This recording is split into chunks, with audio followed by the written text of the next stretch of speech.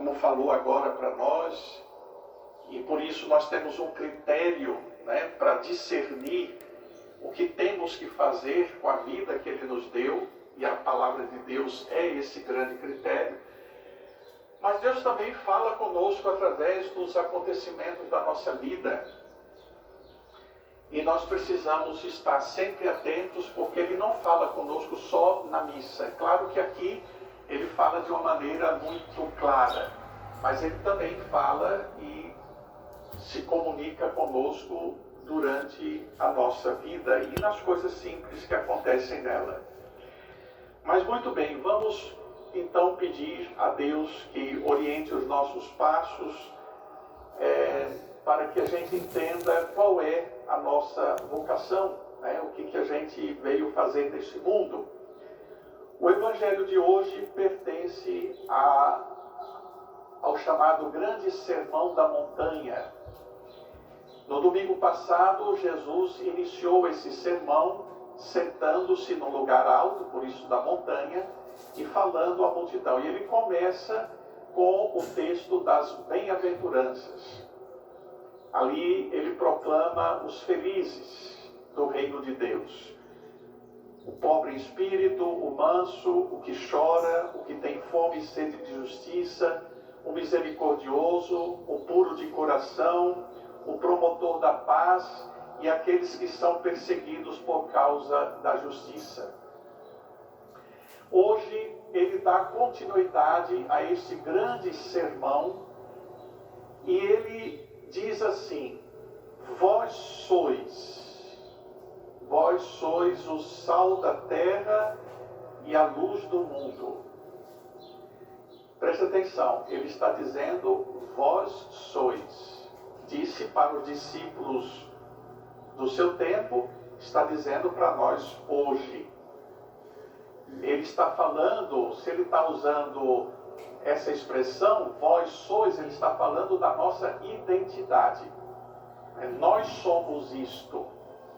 Ou melhor, Jesus pretende que nós sejamos isto que ele falou. E o que ele falou? Ele usou duas imagens. A primeira, o sal da terra. No rito do batismo de crianças, está previsto um gesto que nem sempre se costuma fazer, mas está lá no ritual. Que o padre leva um saleiro, um recipiente com sal, entrega à mãe, e antes da mãe colocar um pouco de sal na boca da criança, pega uma pitadinha para colocar, isso no batismo, né? O padre diz para os pais: vocês são o sal da terra. E aí em seguida a mãe pega um pouquinho do sal e põe na boca da criança. É um gesto que não é um enfeite, né? Ele está ali justamente para lembrar essa página do Evangelho de hoje. Vocês sabem, o sal ele tem muitas propriedades, muitas funções, entre elas aquela de dar sabor ao alimento e também a função de preservar o alimento para que ele não se estrague. Os antigos que não tinham geladeira faziam assim, salgavam a carne, salgavam o peixe, deixava secando, e isso preservava o alimento da corrupção, o alimento não se deteriorava. Pois bem, quando Jesus diz aos discípulos, vocês são o sal da terra, ele está pensando justamente nessas duas funções. O cristão, ele primeiro é chamado a preservar o mundo da corrupção,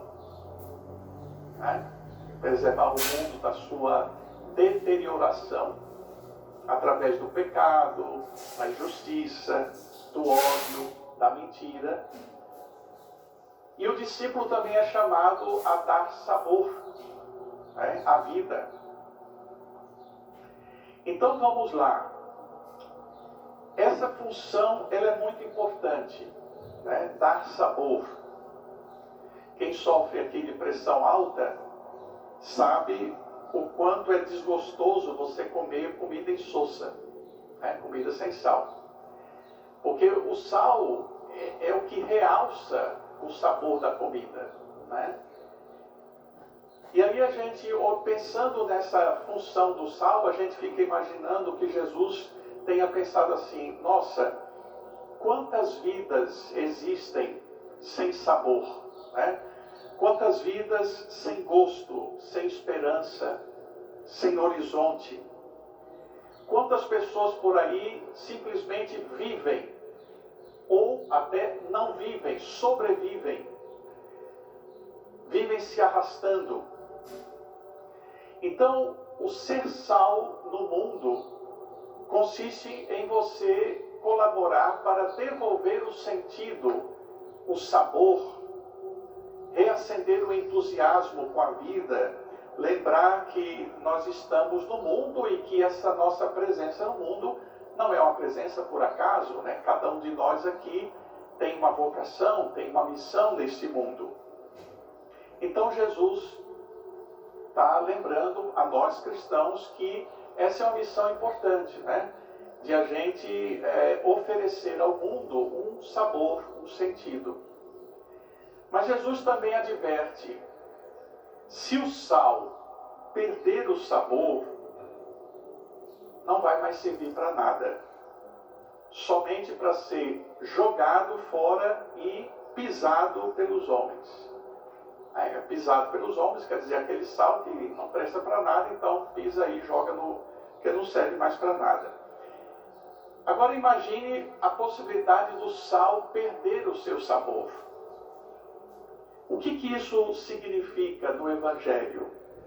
Significa que sem nós mantermos a nossa intimidade com Cristo, nós vamos ficar insossos.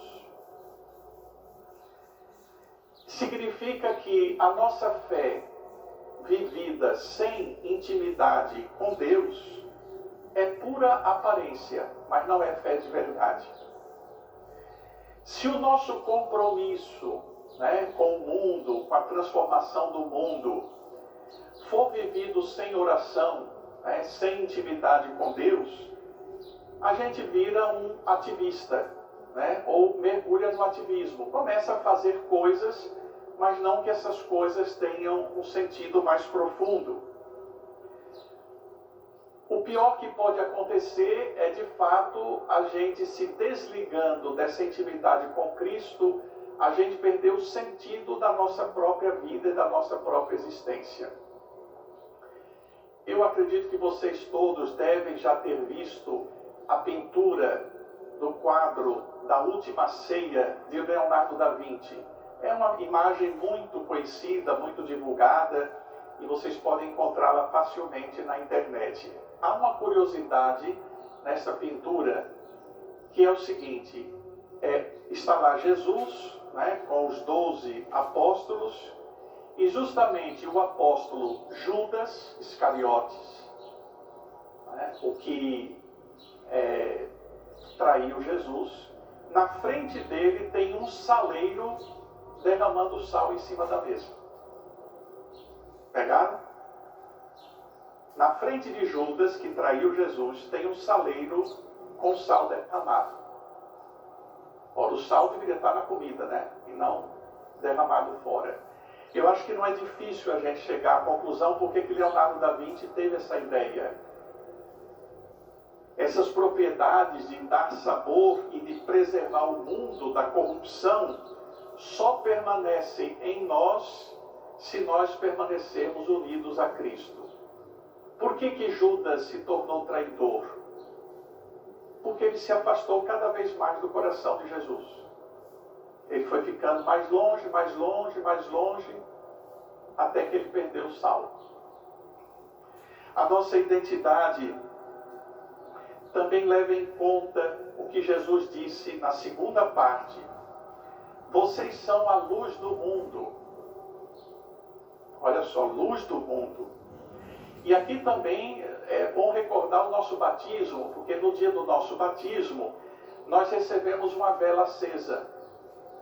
E ela não é um simples enfeite da celebração do batismo.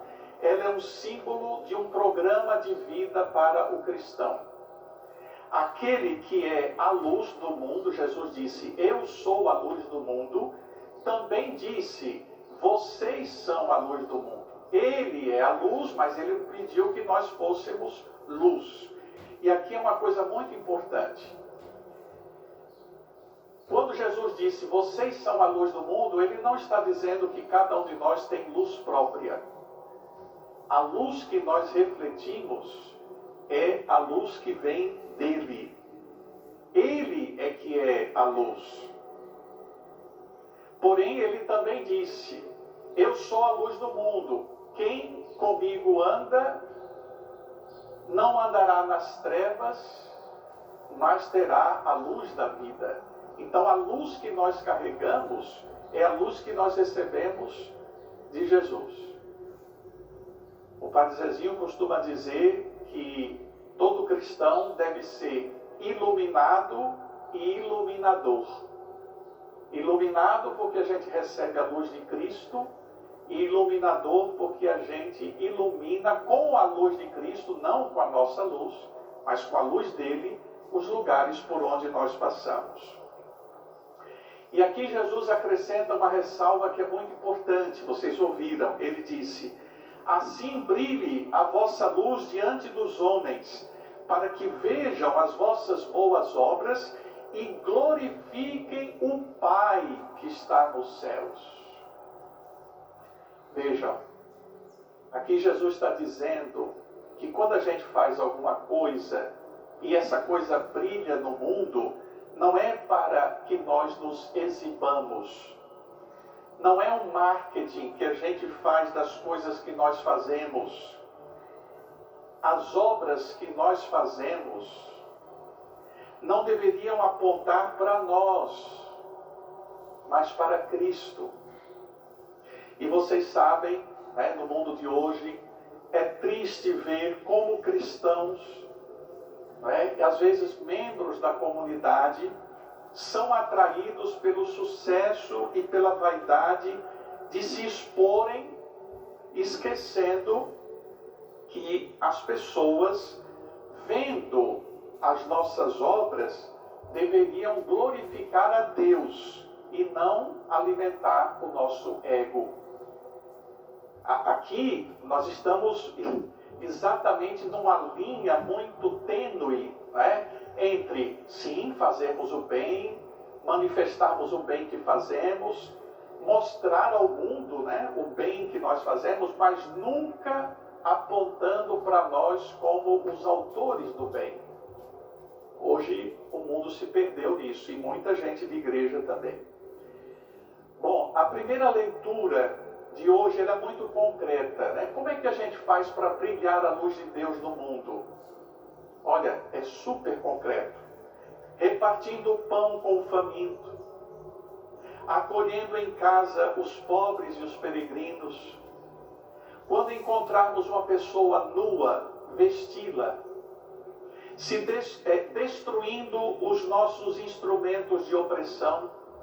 Né, se a gente por algum motivo tem algo que oprime o outro, destruindo isto. Deixarmos os hábitos autoritários. Né? Deixar os hábitos autoritários. Nunca a gente viveu numa época de tanto autoritarismo. Né? Olha, abandonar linguagem maldosa, essa linguagem cheia de preconceito, essa linguagem, né, que é o discurso do ódio. Né? Veja só. E aí o texto diz, se acolhermos também de coração o mendigo, se prestarmos socorro ao necessitado, nascerá nas trevas a luz, e a nossa vida escura será como o meio-dia. Mais prático do que isso, impossível. Como é que a gente faz para que a nossa vida seja luz para o mundo? Fazendo essas coisas. E se tiver dúvida, olha o Salmo. Né? O Salmo fala do homem justo. Quem é o homem justo? É aquele que resolve seus negócios com justiça, que reparte seus bens com os pobres. O que acontece com a pessoa assim? ele é um homem que não vacila. É um homem que vai ter a sua lembrança guardada para sempre. As pessoas vão sempre se lembrar dela. E olha que interessante, essa pessoa, né, que faz assim, não tem medo de notícias más. Por que não tem medo de notícias más? Porque sua confiança está toda ela depositada em Deus. Meus irmãos e minhas irmãs, nesse mundo nosso, marcado por tanta desigualdade, por tantas guerras, por tanta polarização, por tanta indiferença, o Evangelho hoje é um antídoto contra o mundo. O nosso mundo hoje é o retrato do que a palavra de Deus nos diz. Nós estamos caminhando enquanto sociedade humana na direção contrária ao que a palavra de Deus pede de nós. E por isso o Evangelho de hoje não nos permite que nós permaneçamos no mundo simplesmente como espectadores, vendo as coisas acontecerem. Ou seremos sal, ou a corrupção vai avançar. Ou seremos luz do mundo, ou a escuridão vai se impor. E tenham bem presente isso. O cristão batizado, ele não veio ao mundo para ser uma pessoa neutra. Neutralidade, vocês sabem, muitas vezes é sinal de cumplicidade. Se você está dizendo, não me meto nisso, isso não me toca, na verdade você está sendo cúmplice com o erro que está acontecendo.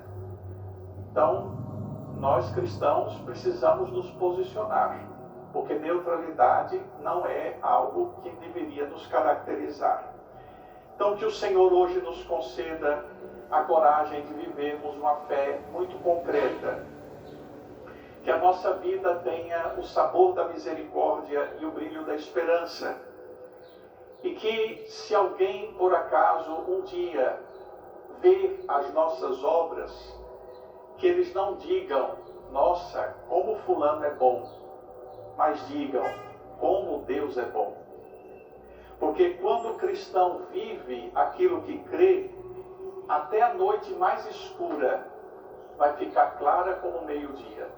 E eu acho que é isso, né, tem a impressão que é isso que Jesus pediu de nós quando disse, vocês são o sal da terra e a luz do mundo. Amém. Amém.